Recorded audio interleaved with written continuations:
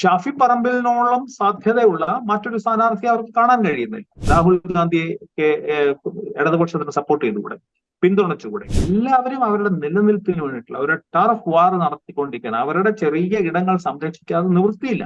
ലോക്സഭാ തെരഞ്ഞെടുപ്പിൽ കേരളത്തിലെ മത്സരചിത്രം ഏതാണ്ട് വ്യക്തമായിരിക്കുന്നു. 4-5 സീറ്റുകളിലേക്കുള്ള NDA സ്ഥാനാർത്ഥികളുടെ പേരുകൾ മാത്രമാണ് ഇനി പുറത്തേക്ക് വരാനുള്ളത്. അതിൽ തന്നെ NDAയുടെ ഘടകകക്ഷിയായ BDJSൻ്റെ 4 സീറ്റുകളാണുള്ളത്. ബാക്കി 1-2 സീറ്റുകൾ BJPയുടേതുണ്ട്. അത് വരാൻ മാത്രമേ ഇനി ബാക്കിയുള്ളൂ. പ്രധാനപ്പെട്ട 2 മുന്നണികളുടെയും LDFൻ്റെയും UDFൻ്റെയും സ്ഥാനാർത്ഥികൾ അണിനിരന്നു കഴിഞ്ഞു. ഏതാണ്ട് എല്ലാ മണ്ഡലങ്ങളിലും പ്രചാരണം തുടങ്ങിക്കഴിഞ്ഞു. 2 മുന്നണികളും. LDF നേരത്തെ തന്നെ പ്രചാരണ രംഗത്തുണ്ട്. കോൺഗ്രസ് അവരുടെ സ്ഥാനാർത്ഥികളെ പ്രഖ്യാപിച്ചു കഴിഞ്ഞതിന് തൊട്ടു പിറകെ തന്നെ പ്രചാരണ രംഗത്ത് സജീവമായി കഴിഞ്ഞു. ഇന്നലെയാണ് കോൺഗ്രസിൻ്റെ സ്ഥാനാർത്ഥി പട്ടിക പുറത്തു വന്നത്. ഈ സ്ഥാനാർത്ഥി പട്ടികകൾ 2 സ്ഥാനാർത്ഥി പട്ടികകളും വരുമ്പോൾ 2 പേരും അവകാശപ്പെടുന്നത്, LDFും UDFും അവകാശപ്പെടുന്നത് പരമാവധി സീറ്റുകൾ നേടിയെടുക്കുക. LDFിനെ സംബന്ധിച്ച് കേരളത്തിന് പുറത്ത് സീറ്റുകൾ നേടുക എന്ന് പറയുന്നത് അത്ര എളുപ്പമല്ല. അതായത് പരമാവധി തമിഴ്നാട്ടിലോ അല്ലെങ്കിൽ സഖ്യമുള്ള മറ്റേതെങ്കിലും സംസ്ഥാനത്ത് 1-2 സീറ്റുകളോ മാത്രമാണ് ഇടത് പക്ഷത്തെ പ്രധാന പാർട്ടികളായ CPMനോ CPIക്കോ ഒക്കെ സാധ്യതയുള്ളത്. കോൺഗ്രസിനെ സംബന്ധിച്ച് അങ്ങനെയല്ല. പക്ഷേ കോൺഗ്രസും കേരളത്തിൽ നിന്ന് പരമാവധി സീറ്റുകൾ നേടിയെടുക്കുക എന്ന ലക്ഷ്യമിട്ടിട്ടാണ് സ്ഥാനാർത്ഥികളെ തീരുമാനിച്ചത് എന്ന് സംഘടനാ ചുമതലയുള്ള ജനറൽ സെക്രട്ടറി KC വേണുഗോപാൽ, അദ്ദേഹം ആലപ്പുഴയിലെ സ്ഥാനാർത്ഥി കൂടിയാണ്, അദ്ദേഹം പറയുന്നു. നമുക്കൊപ്പമുള്ളത് മുതിർന്ന മാധ്യമപ്രവർത്തകനായ MG രാധാകൃഷ്ണനാണ്. CPMൻ്റെ സ്ഥാനാർത്ഥി പട്ടിക വന്ന സമയത്ത് നമ്മളിങ്ങനെ സംസാരിച്ചിരുന്നു. അന്ന് സാറ് സൂചിപ്പിച്ചത് ഔട്ട് ഓഫ് ദ ബോക്സായി എന്തുണ്ട് ഈ കാൻഡിഡേറ്റ് പട്ടികയിൽ, ഈ സ്ഥാനാർത്ഥി പട്ടികയിൽ എന്നുള്ളതാണ്. ഇന്നലെ ഇപ്പോൾ കോൺഗ്രസിൻ്റെ സ്ഥാനാർത്ഥി പട്ടിക വന്നിരിക്കുന്നു. ഔട്ട് ഓഫ് ദ ബോക്സായി എന്തുണ്ട് ഈ സ്ഥാനാർത്ഥി പട്ടികയിൽ എന്ന ചോദ്യമാണ് എനിക്ക് ആദ്യം ചോദിക്കാനുള്ളത്. രാജീവ്, ഈ കോൺഗ്രസിന്റെ ലിസ്റ്റ് വന്നപ്പോൾ വാസ്തവത്തിൽ ഒന്ന് ആലോചിച്ചാൽ ഒരു മലയാളി എന്ന നിലയ്ക്ക് വളരെയധികം അഭിമാനം തോന്നുന്ന ഒരു കാര്യമുണ്ട് അതിൽ. അതോടൊപ്പം ഒരു ഇന്ത്യക്കാരൻ എന്ന നിലയ്ക്ക് വളരെയധികം ആശങ്ക ജനിപ്പിക്കുന്ന ഒരു കാര്യം കൂടി അതിലുണ്ട്. ആദ്യം അഭിമാനത്തിന്റെ കാര്യം പറയാം. അഭിമാനത്തിന്റെ കാര്യം, ഇന്ന് ഇന്ത്യയിലെ സെക്യുലർ ചേരിയുടെ, മതനിരപേക്ഷ ചേരിയുടെ ഏറ്റവും പ്രധാനപ്പെട്ട നായകൻ, അതായത് രാഹുൽ ഗാന്ധി, മത്സരിക്കാൻ തെരഞ്ഞെടുത്തത് ഈ കേരളത്തിലെ ഒരു മണ്ഡലമാണ്. ഈ കേരളമാണ് അദ്ദേഹത്തിന് അതിന് വേദി ഒരുക്കുന്നത് എന്നുള്ളത് വളരെ പ്രധാനമാണ്. കേരളത്തിന്റെ ഒരു മതനിരപേക്ഷ പാരമ്പര്യത്തിന്റെ ഒരു തെളിവായിട്ടാണ് ഞാനത് കാണുന്നത്. എല്ലാ മതങ്ങളുമായി വളരെ സൗഹാർദ്ദത്തോടെ നൂറ്റാണ്ടുകളായി കഴിയുന്ന ഒരു സംസ്ഥാനം എന്ന നിലയ്ക്ക് ഈ സംസ്ഥാനത്തിൽ വന്ന് മത്സരിക്കുകയാണ് വർഗീയ രാഷ്ട്രീയ ചേരിക്ക് എതിരെ ഉള്ള ചെറുത്തുനിൽപ്പിന് ഏറ്റവും പ്രധാനപ്പെട്ട ഒരു കേന്ദ്രമായി കേരളം ആയി മാറുന്നു എന്നുള്ളത് ഒരു മലയാളി എന്ന നിലയ്ക്ക് എനിക്ക് വളരെയധികം അഭിമാനകരമായ കാര്യമാണ്. എന്നാൽ ആശങ്കപ്പെടുത്തുന്ന കാര്യമുണ്ട്. അത് ഈ വലിയ രാജ്യമായ ഈ ഉപഭൂഖണ്ഡത്തിൽ മതനിരപേക്ഷ ചേരിയുടെ ഏറ്റവും പ്രധാനപ്പെട്ട നേതാവിന് മത്സരിക്കാൻ ഇന്ന് കേരളം മാത്രമേ അവശേഷിച്ചിട്ടുള്ളൂ എന്നുള്ളത് വളരെയധികം ആശങ്കപ്പെടുത്തുന്ന ഒരു കാര്യമാണ്. ഈ കൊച്ചു കേരളം, ഇന്ത്യയുടെ ദേശീയ സാമ്പത്തിക രാഷ്ട്രീയ പ്രധാനപ്പെട്ട അതിന്റെ സമവാക്യങ്ങളിൽ ഒരു ചെറിയ പങ്ക് മാത്രമാണ് കേരളം എല്ലാ കാലത്തും വഹിച്ചിരിക്കുന്നത് എന്നുള്ളതിന് ഒരു സംശയമില്ല. ആ കേരളത്തിൽ 20 സീറ്റ് മാത്രമുള്ള കേരളത്തിൽ വന്ന് മത്സരിക്കാൻ തെരഞ്ഞെടുത്തത്, രാഹുൽ ഗാന്ധി തെരഞ്ഞെടുക്കുമ്പോൾ നമുക്ക് ആശങ്കയുണ്ടാക്കുന്നത് കേരളം മാത്രമേ ഇങ്ങനെ ഒരു വർഗീയതാ വിരുദ്ധ പോരാട്ടത്തിന് വേദിയാകാൻ ഇന്ത്യയിൽ ബാക്കിയുള്ളൂ, അത് മാത്രമേ അവശേഷിച്ചിട്ടുള്ളൂ എന്നുള്ളത് വളരെയധികം ആശങ്കാജനകമാണ്. അതിനോടൊപ്പം തന്നെയാണ് രാഹുൽ ഗാന്ധി മത്സരിക്കുന്നത് പ്രധാനമായിട്ടും അദ്ദേഹത്തിന്റെ പ്രഖ്യാപിത ശത്രുവായ BJPക്കെതിരെയല്ല, അദ്ദേഹത്തിനോടൊപ്പം ഇന്ത്യ മുന്നണിയിൽ സഖ്യകക്ഷിയായ ഇടതുപക്ഷത്തിനെതിരാണ് എന്നുള്ളതും വളരെയധികം ആശങ്കാജനകമാണ്. അത് ഈ ഇന്ത്യൻ രാഷ്ട്രീയത്തിന്റെ ഇപ്പോൾ വന്നു നിൽക്കുന്ന വളരെ പേടിപ്പെടുത്തുന്നതും സങ്കീർണമായിട്ടുള്ള രാഷ്ട്രീയ അവസ്ഥയുടെ ഒരു പ്രതിഫലനമായിട്ടാണ് ഞാൻ കാണുന്നത്. ഇത് ഒരേ സമയത്ത് നേരത്തെ പറഞ്ഞ പോലെ സന്തോഷിപ്പിക്കുന്നതും ഉണ്ടാക്കുന്നതും ആശങ്കപ്പെടുത്തുന്നതും ഒന്നാണ് എന്നാണ് എനിക്ക് പ്രാഥമികമായി ഇതിനെപ്പറ്റി പറയാനുള്ളത്. ഇതാണ് ഇതിന്റെ ഔട്ട് ഓഫ് ദ ബോക്സ് ആയിട്ടുള്ള സന്ദേശം. ഇത് പറയുമ്പോൾ ഇപ്പോൾ കഴിഞ്ഞ തവണ രാഹുൽ ഗാന്ധി വയനാട്ടിൽ വന്ന് മത്സരിക്കുമ്പോൾ UDFനും കോൺഗ്രസിനും അത് വലിയ എനർജി സംഭാവന ചെയ്തിരുന്നു. അതിൻ്റെ ഫലം നമ്മൾ തിരഞ്ഞെടുപ്പ് റിസൾട്ട് വന്നപ്പോൾ കാണുകയും ചെയ്തു. പക്ഷേ കേരളത്തിന് പുറത്ത് BJP അതിനെ ഉപയോഗപ്പെടുത്തിയ ഒരു രീതിയുണ്ട്. ന്യൂനപക്ഷങ്ങൾക്ക് പ്രാമുഖ്യമുള്ളൊരു മണ്ഡലത്തിലേക്ക് കോൺഗ്രസിൻ്റെ പ്രധാനമന്ത്രി സ്ഥാനാർത്ഥി ഇതാ പോയിരിക്കുന്നു. മുസ്ലിം ലീഗിൻ്റെ കൊടി ചൂണ്ടിക്കാണിച്ചുകൊണ്ട് ഇതാ പാകിസ്ഥാൻ കൊടിയുടെ കീഴിൽ രാഹുൽ ഗാന്ധി മത്സരിക്കുന്നു എന്നൊക്കെ പ്രചരിപ്പിക്കാൻ BJP ശ്രമിച്ചിരുന്നു. അത് കേരളത്തിന് പുറത്ത് അത് ഇമ്പാക്റ്റ് ഉണ്ടാക്കുകയും ചെയ്തു. ഇപ്പോൾ രാഹുൽ ഗാന്ധി മാത്രമല്ല, രാഹുൽ ഗാന്ധിക്കും കോൺഗ്രസ് അധ്യക്ഷനായ മല്ലികാർജ്ജുൻ ഖാർഗെയ്ക്കും തൊട്ട് താഴെയുള്ള കോൺഗ്രസിൻ്റെ സംഘടനാ ചുമതലയുള്ള ജനറൽ സെക്രട്ടറിയും കേരളത്തിൽ മത്സരിക്കുകയാണ്. ഇത് കേരളത്തിൽ ഒരുപക്ഷെ കോൺഗ്രസിനും UDFനും കൂടുതൽ എനർജി സംഭാവന ചെയ്തേക്കാം. പക്ഷേ ഇത് കേരളത്തിന് പുറത്തേക്ക് BJPക്ക് നൽകുന്ന ഒരു ആയുധമുണ്ട്. അതേസമയം ഇന്ത്യ മുന്നണിയെ പ്രതിരോധത്തിലാക്കുന്ന ഒരു സന്ദേശവുമുണ്ട്. ഇതൊരു യുക്തിസഹമായ തീരുമാനമാണ് കോൺഗ്രസ്. അതും ഈ പറഞ്ഞ പോലെ ഒരു ഇരുതല മൂർച്ചയുള്ള ഒരു കാര്യമാണ്. ഒന്ന് കേരളത്തിലെ ഈ ന്യൂനപക്ഷങ്ങൾ, കേരളത്തിലെ പ്രത്യേകിച്ച് മുസ്ലിം ന്യൂനപക്ഷം ഇന്ന് ഇന്ത്യയിലെ മതനിരപേക്ഷ ചേരിയുടെ പോരാട്ടത്തിന് ഏറ്റവും പ്രധാനപ്പെട്ട പിന്തുണയാകുന്നു, ഏറ്റവും പ്രധാനപ്പെട്ട ശക്തിയാകുന്നു എന്നുള്ളത് ഒരു കാഴ്ചപ്പാടിൽ നോക്കുമ്പോൾ തീർച്ചയായിട്ടും മോശമായ കാര്യമല്ല. അത് കേരളത്തിലെ ഈ നേരത്തെ ഞാൻ പറഞ്ഞ സെക്യുലർ പാരമ്പര്യത്തിനോടൊപ്പം തന്നെ കേരളത്തിലെ ന്യൂനപക്ഷങ്ങളുടെ ഈ ഒരു നിലനിൽപ്പിന്റെയും അവരുടെ ഒരു അതിജീവനത്തിന്റെയും പ്രതിരോധത്തിന്റെയും ഒക്കെ സൂചകം കൂടി ആയിട്ടാണ് കാണേണ്ടത്.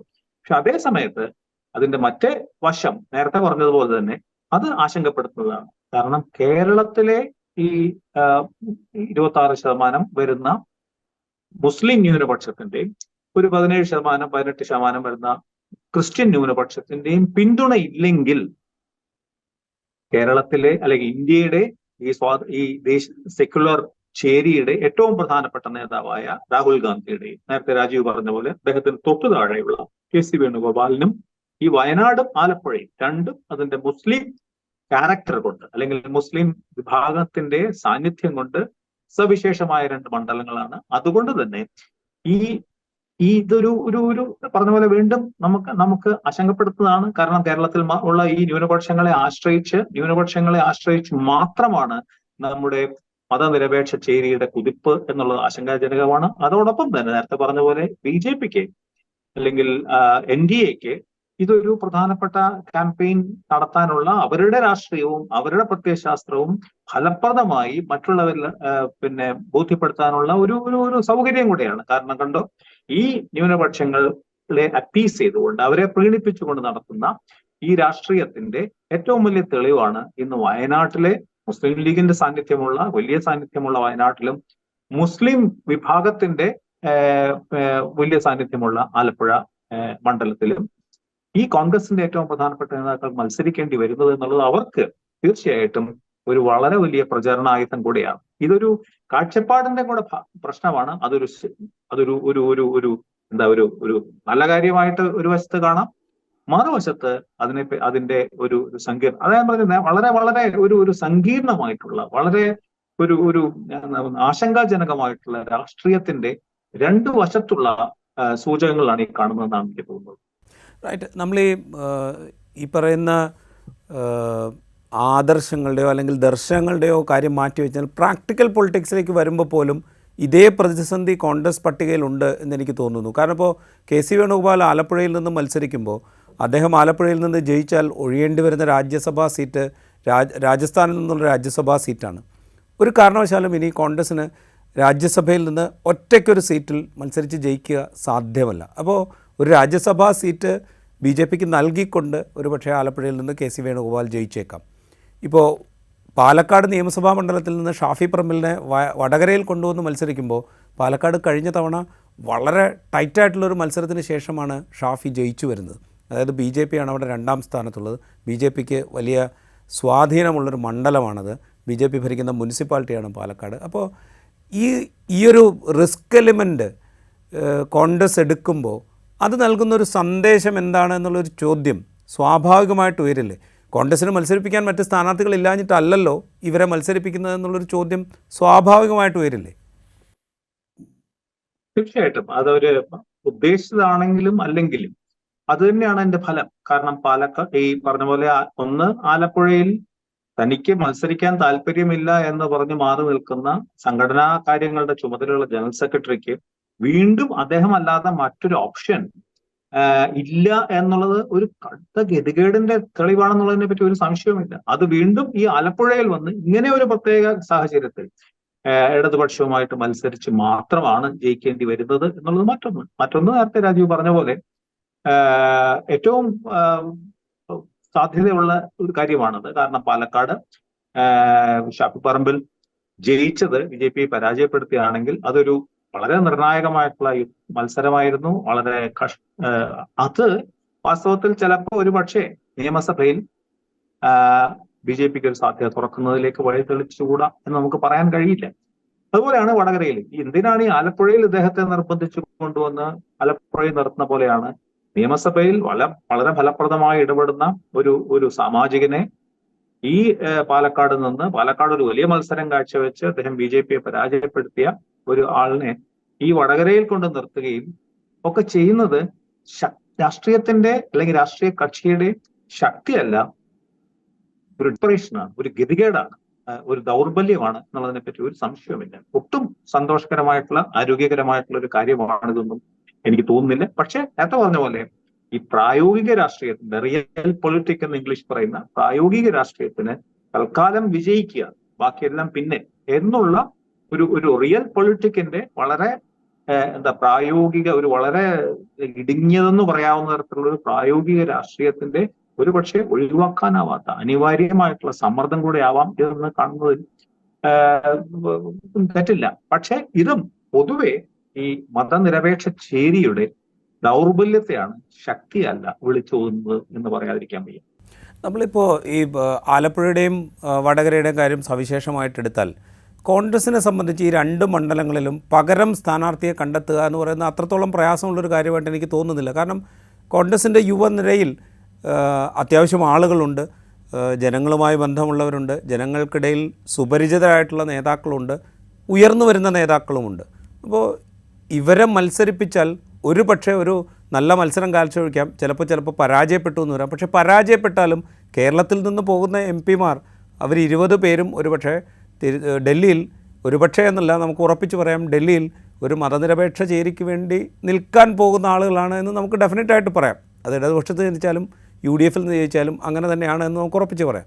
അത്തരമൊരു സാഹചര്യത്തിൽ കോൺഗ്രസ് ഇങ്ങനെ ഒരു പരീക്ഷണത്തിന് വളരെ ശരിയാണ് പറഞ്ഞത്. പക്ഷെ അതൊരു ആദർശാത്മകമായിട്ടുള്ള ഒരു രാഷ്ട്രീയ സാഹചര്യത്തിൽ നമുക്ക് തീർച്ചയായിട്ടും അങ്ങനെ കാണാവുന്നതാണ്. പക്ഷെ ഇന്നത്തെ ഒരു അവസ്ഥ അതിന്റെ എല്ലാ രാഷ്ട്രീയ കക്ഷികളും ഈ റിയൽ പൊളിറ്റിക്കിൻ്റെതായ പ്രായോഗിക രാഷ്ട്രീയത്തിൻ്റെതായ സമ്മർദ്ദത്തിൽ നിലനിൽപ്പിന് വേണ്ടിയിട്ടുള്ള ഒരു ടർഫ് വാറാകും. അവരുടെ നിലനിൽപ്പിന് വേണ്ടിയിട്ടുള്ള അവരുടേതായ ആ ഇടം സംരക്ഷിക്കാൻ വേണ്ടിയിട്ടുള്ള ഒരു വലിയ ഓട്ടത്തിലാണ്. അപ്പൊ തീർച്ചയായിട്ടും ആദർശങ്ങൾ, തത്വശാസ്ത്രം അല്ലെങ്കിൽ പ്രത്യയശാസ്ത്രം എന്നിവയൊക്കെ പിന്നോട്ട് പോവുകയും വിന്നബിലിറ്റി, ഇന്ന് ജയിക്കുക, ഈ കടമ്പ ഇന്ന് കടന്നു ചാടുക, നാളെ എന്ത് സംഭവിച്ചാലും, അതായത് പറഞ്ഞാൽ അതൊരു ഡെസ്പറേറ്റ് ആയിട്ടുള്ള സംഗതി ആണെങ്കിൽ പോലും ആ സമ്മർദ്ദമാണ്. ഇപ്പോൾ വടകര പോലെ ഒരു മണ്ഡലത്തിൽ ഒരുപക്ഷെ കോൺഗ്രസിന് തീർച്ചയായിട്ടും മറ്റ് സ്ഥാനാർത്ഥികൾ ചിലരെങ്കിലും ഉണ്ടാവാം. പക്ഷേ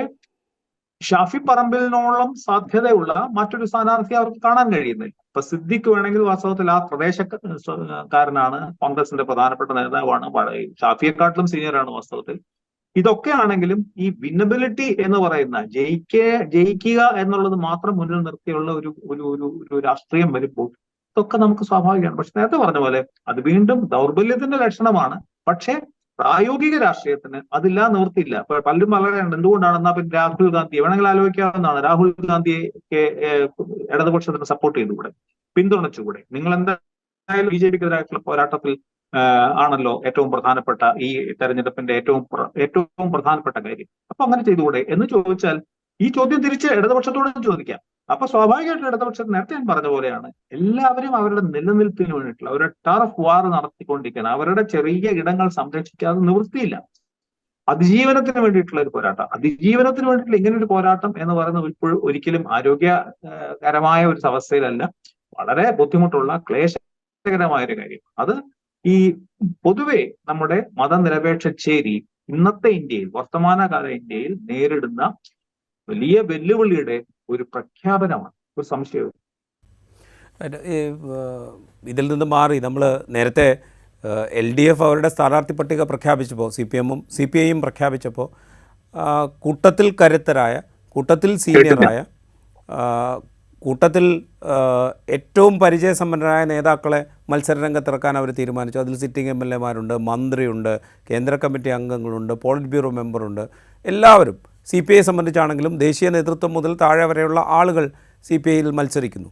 അപ്പോൾ കോൺഗ്രസും ഏതാണ്ട് അതേ മാതൃകയിൽ വളരെ സീനിയറായിട്ടുള്ള ആളുകളെ മത്സരിപ്പിക്കാൻ തീരുമാനിക്കുന്നു. അപ്പോൾ നേരത്തെ സാറ് പറഞ്ഞ പോലെ തന്നെ ഇതൊരു എന്താ പറയുക, ഏത് തരത്തിലും വിജയിക്കുക എന്നുള്ളൊരു ഒരു അവസ്ഥയിലേക്ക് രണ്ട് പക്ഷവും മാറിയിരിക്കുന്ന ഒരു സാഹചര്യമാണ് കേരളത്തിൽ. ഇത് എത്രത്തോളം ശക്തമായൊരു മത്സരത്തിലേക്കാണ് കേരളത്തെ നയിക്കുക, കേരളത്തിലെ 20 മണ്ഡലങ്ങളെയും നയിക്കുക? കേരളത്തിൽ തീർച്ചയായിട്ടും ഇതൊരു വലിയ കടുത്ത മത്സരത്തിലേക്ക് തന്നെ നയിക്കും, ഒരു സംശയമില്ലാത്ത കാര്യമാണ്. പക്ഷെ നിർഭാഗ്യവശാൽ ഇന്ന് ദേശീയ തലത്തിൽ ഒന്നിച്ചു നിൽക്കേണ്ട, അല്ലെങ്കിൽ ഏതെങ്കിലും ഒരു തരത്തിലെങ്കിലും ഒരു കോമൺ മിനിമം പരിപാടിയുടെ പേരിലെങ്കിലും ഐക്യപ്പെട്ട് നിൽക്കേണ്ട രണ്ട് പ്രധാനപ്പെട്ട ചേരികൾ തമ്മിലാണ് ഏറ്റുമുട്ടുന്നത് എന്നുള്ളത് അതിന്റെ ഒരു നിർഭാഗ്യകരമായ അവസ്ഥയാണ്. പക്ഷെ തീർച്ചയായിട്ടും കടുത്ത മത്സരം തന്നെയാണ് നടക്കാൻ പോകുന്നത്. കേരളത്തിലെ 20 സീറ്റ്, ഇപ്പൊ ഇടതുപക്ഷത്തെ സംബന്ധിച്ചിടത്തോളം ഇന്ന് ബംഗാളില്ല, ഒപ്പം ത്രിപുരയില്ല, കേരളം മാത്രമാണ്. അപ്പൊ കേരളത്തിലെ 2 or 3 സീറ്റ്, എന്നാൽ പോലും ദേശീയ പാർട്ടി എന്നുള്ള അവരുടെ പദവി പോലും നഷ്ടപ്പെടാനുള്ള അതിന്റെ പടിവാതിൽ നിൽക്കുന്ന ഒരു സമയമാണ്. പക്ഷെ ഈ കേരളത്തെ, അതുപോലെ തന്നെയാണ് കോൺഗ്രസിന്റെ കാര്യം. കോൺഗ്രസിന് ഇന്നിപ്പോ ദേശീയ തലത്തിൽ വാസ്തവത്തിൽ ഒരു 20-15 സീറ്റ് ഒന്നിച്ച് ഒരു സംസ്ഥാനത്ത് കിട്ടാൻ സാധ്യതയുള്ള ഒരുപക്ഷെ ഏക സംസ്ഥാനമാണ് കേരളം. അപ്പൊ ഈ 20 സീറ്റിന് വേണ്ടിയിട്ടുള്ള ഇടതുപക്ഷത്തിന്റെയും കോൺഗ്രസിന്റെയും ഒരു ഡെസ്പറേറ്റ് ആയിട്ടുള്ള വളരെ ഒരു ഗതികെട്ട പോരാട്ടത്തിന്റെ ഭാഗമാണ്. അതുകൊണ്ട് തീർച്ചയായിട്ടും നമുക്ക് ഒരു വളരെ ശക്തിയായ മത്സരം കാണാം. പക്ഷെ ഈ മത്സരത്തിൽ പറഞ്ഞ പോലെ കൂടുതൽ പ്രയോജനം കിട്ടുന്നത്, അല്ലെങ്കിൽ കൂടുതൽ സന്തോഷിക്കുന്നത് വാസ്തവത്തിൽ BJP ആകുമോ എന്ന് നമുക്ക് സംശയിക്കാതിരിക്കാൻ വയ്യ. ഈ സന്തോഷിക്കുന്നത് BJP ആയിരിക്കുമോ എന്ന് ചോദിക്കുമ്പോൾ, BJPയുടെ സ്ഥാനാർത്ഥി പട്ടിക വന്നപ്പോൾ അതിലും അത്ഭുതങ്ങളുണ്ട്. കാരണം വെച്ച് കഴിഞ്ഞാൽ ഇപ്പോൾ കാസർഗോഡ് അത്യാവശ്യം BJPക്ക് ലോക്സഭാ തെരഞ്ഞെടുപ്പിൽ ജയിക്കില്ല എന്ന് ഉറപ്പുണ്ടെങ്കിൽ പോലും ശക്തമായ മത്സരം കാഴ്ചവെക്കാൻ സാധ്യതയുള്ളൊരു മണ്ഡലമാണ് കാസർഗോഡ്. പക്ഷേ അവിടേക്കൊരു പുതിയ സ്ഥാനാർത്ഥി, ഒരു വനിതാ സ്ഥാനാർത്ഥി വരുന്നു. പത്തനംതിട്ട കഴിഞ്ഞ തവണ K. സുരേന്ദ്രൻ വലിയ മത്സരം കാഴ്ചവെച്ച മണ്ഡലമാണ്. വലിയ മത്സരം എന്ന് പറഞ്ഞു കഴിഞ്ഞാൽ 3ാം സ്ഥാനത്തായെങ്കിൽ പോലും അത്യാവശ്യം വോട്ട് പിടിച്ച മണ്ഡലമാണ്. അവിടേക്ക് അനിൽ ആൻ്റണിയെ പോലൊരു സ്ഥാനാർത്ഥിയെ നിർത്തുന്നു. ശോഭാ സുരേന്ദ്രൻ ആറ്റിങ്ങലിൽ കഴിഞ്ഞ തവണ വലിയ മത്സരം കാഴ്ചവെച്ചു. ശോഭാ സുരേന്ദ്രനെ ആലപ്പുഴയിലേക്ക് മാറ്റുന്നു. ഇങ്ങനെ BJPയുടെ സ്ഥാനാർത്ഥി പട്ടിക കാണുമ്പോൾ BJPയുടെ പൊളിറ്റിക്കൽ എയിം എന്താണ് ഈ തെരഞ്ഞെടുപ്പിൽ എന്നുള്ളത് സംബന്ധിച്ച് നമുക്കൊരു സംശയം തോന്നാം. വിജയിക്കുക എന്നതിനപ്പുറത്ത് ചില ലക്ഷ്യങ്ങൾ BJPക്ക് ഉണ്ടോ എന്ന തോന്നൽ അവരുടെ സ്ഥാനാർത്ഥി പട്ടിക കാണുമ്പോൾ നമുക്ക് തോന്നുന്നുണ്ട്. എക്സെപ്റ്റ് തൃശ്ശൂരോ അല്ലെങ്കിൽ പാലക്കാട് C. കൃഷ്ണകുമാർ എന്ന് പറയുന്നത് മലമ്പുഴയിൽ കഴിഞ്ഞ തവണ മത്സരിച്ച് വലിയ തോതിൽ വോട്ട് പിടിച്ച നേതാവാണ്. പാലക്കാട് ഒരു പക്ഷേ കൃഷ്ണകുമാർ നല്ല മത്സരം കാഴ്ചവെച്ചേക്കാം. ബാക്കി മണ്ഡലങ്ങളുടെ ഒരു കാര്യം പരിശോധിക്കുമ്പോൾ ജയിക്കുക എന്നതിനപ്പുറത്ത് ചില പൊളിറ്റിക്കൽ എയിം BJPക്ക് ഉണ്ടോ എന്ന സംശയം നമുക്ക് തോന്നുന്നുണ്ട്.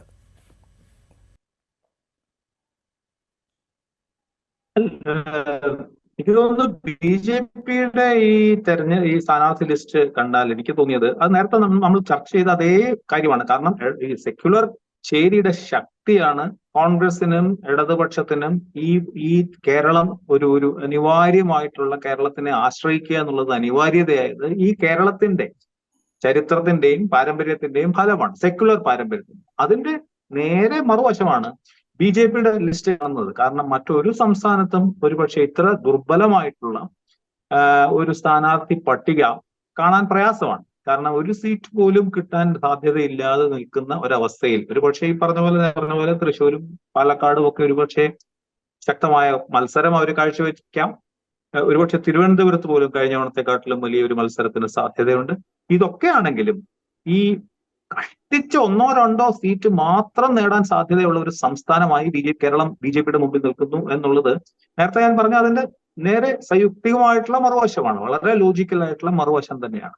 അപ്പൊ ഇതിന് ജയിക്കുന്നതിന്റെ അപ്പുറത്ത് എന്തെങ്കിലും അവരുടെ ഉദ്ദേശമുണ്ടോ എന്ന് ചോദിച്ചാൽ ഒന്നും പ്രത്യേകിച്ച് എനിക്ക് തോന്നുന്നില്ല. കാരണം പല സ്ഥലത്ത് അവർ ജയിക്കാൻ സാധ്യതയുണ്ടെന്ന് അവർ കണക്ക് കൂട്ടുന്ന മണ്ഡലങ്ങളിൽ താരതമ്യേന അവരുടെ ഏറ്റവും മികച്ച സ്ഥാനാർത്ഥികളെ തന്നെ നിർത്തിയിരിക്കുന്നത്. മറ്റിടങ്ങളിൽ അവർ ഒട്ടുമല്ല എന്നുള്ള സംശയം. പക്ഷെ കാസർഗോഡ് വാസ്തവത്തിൽ ഒരു അത്ഭുതകരമായിട്ടുള്ള ഒരു കാര്യമാണ് കാണുന്നത്. കാരണം കാസർഗോഡും അവരെ സംബന്ധിച്ചിടത്തോളം സ്വല്പം ശക്തിയുള്ള മണ്ഡലമാണ്. പക്ഷേ ഇപ്പോൾ നിർത്തിയിരിക്കുന്ന ഒരു പുതിയ അദ്ദേഹം അശ്വിനി എന്ന് പറയുന്ന സ്ഥാനാർത്ഥി ഒരുപക്ഷെ സമർത്ഥയായിരിക്കാം, അതൊക്കെ ആയിരിക്കാം. പക്ഷെ നമ്മളെ സംബന്ധിച്ചിടത്തോളം വളരെ അപരിചിതയാണ്. അവരുടെ കഴിവുകളെ കുറിച്ചോ അവരുടെ പ്രാഗൽഭ്യത്തെ കുറിച്ചൊന്നും നമുക്ക് അറിയില്ല. പക്ഷെ അങ്ങനെ നോക്കുമ്പോൾ അതൊരു കന്നിക്കാരിയായിട്ട് ഒരു പുതുമുഖമായിട്ടാണ് തോന്നുന്നത്. അപ്പൊ സ്വാഭാവികമായിട്ടും ആ കാസർഗോഡ് പോലെ ഒരു മണ്ഡലത്തിനെ അവർ വേണ്ടത്ര പരിഗണിക്കുന്നില്ലേ എന്ന് സംശയിക്കേണ്ടിയിരിക്കുന്നു. അങ്ങനെ ആകുമ്പോൾ ഈ ഒന്നോ രണ്ടോ മണ്ഡലത്തിൽ മാത്രമായിട്ട് ശ്രദ്ധ കേന്ദ്രീകരിക്കും. അതുകൊണ്ട് നേരത്തെ പറഞ്ഞ പോലെ സുരേന്ദ്രൻ മത്സരിക്കുന്നില്ല, കഴിഞ്ഞോണം മത്സരിച്ച് തോറ്റതാണ്. പിന്നെ സ്ഥാനാർത്ഥികൾ പൊതുവെ ആരും അത്ര ശക്തരല്ല. മുരളീധരൻ ആറ്റിങ്ങലുണ്ടാവാം. ഇതൊന്നും അപ്പൊ ഒന്നോ രണ്ടോ മണ്ഡലത്തിന്റെ അപ്പുറത്ത് ശ്രമിച്ചിട്ട് തന്നെ കാര്യമില്ല എന്നുള്ള ഒരു യാഥാർത്ഥ്യ ബോധം തന്നെയാണ് അവരിൽ കാണുന്നതെന്ന് എനിക്ക് തോന്നുന്നത്. അതിന് അപ്പുറത്ത് എന്തെങ്കിലും പ്ലാനോ അജണ്ടയോ ഉണ്ടോ എന്നുള്ളതിനെ പറ്റി എനിക്ക് വലിയ അറിവില്ല. റൈറ്റ്. ഞാൻ അവസാനം ഒരു കാര്യം കൂടി ചോദിച്ചോട്ടെ. കെ മുരളീധരൻ്റെ തൃശ്ശൂരിലേക്കുള്ള വരവ്, കഴിഞ്ഞ തവണ വടകരയിലേക്കുള്ള മുരളീധരൻ്റെ വരവ് ഒരു മാസ് എൻട്രി ആയിട്ട് ചിത്രീകരിക്കപ്പെട്ടിരുന്നു. അതിൻ്റെ ഫലം കാണുകയും ചെയ്തു. കെ മുരളീധരൻ്റെ തൃശ്ശൂരിലേക്കുള്ള വരവ് അത് എത്രത്തോളം പ്രധാനമായിരിക്കും തൃശ്ശൂരിനെ സംബന്ധിച്ച്, ഒപ്പം കോൺഗ്രസിൻ്റെ മൊത്തം സംസ്ഥാനത്തെ തന്നെ ഒരു എനർജി ലെവൽ വർദ്ധിപ്പിക്കുന്നതിന് എത്രത്തോളം സഹായകമായിരിക്കും? തീർച്ചയായിട്ടും അതൊരു നല്ല തീരുമാനമാണ്. പക്ഷെ നേരത്തെ പറഞ്ഞ പോലെ അതൊരു ശക്തിയിൽ നിന്നുള്ളതല്ല, ദൗർബല്യത്തിൽ നിന്നുള്ള തീരുമാനമാണ്. മുരളീധരൻ അല്ലാതെ ടി.എൻ. പ്രതാപൻ അവിടെ ജയിക്കാൻ സാധ്യതയില്ല ഇത്തവണ എന്ന് സംശയിച്ചിട്ടാണോ?